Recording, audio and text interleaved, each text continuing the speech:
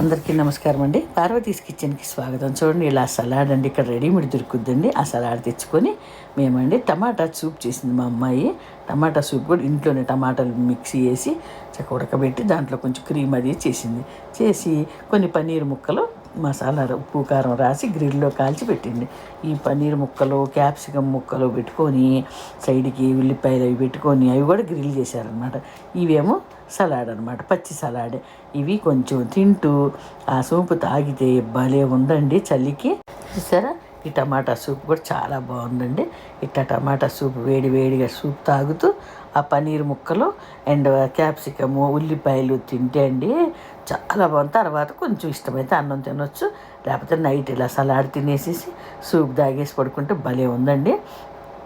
పన్నీర్ కూడా మంచిదే కదండి. పన్నీర్ కూడా ప్రోటీన్, క్యాప్సికమ్ ముక్కలు ఇలా చక్కగా ఎప్పుడన్నా ప్లాన్ చేసుకుంటారని నేను ఈ వీడియో మీకు పెడుతున్నానండి. చిన్న వీడియో, ఓకేనండి.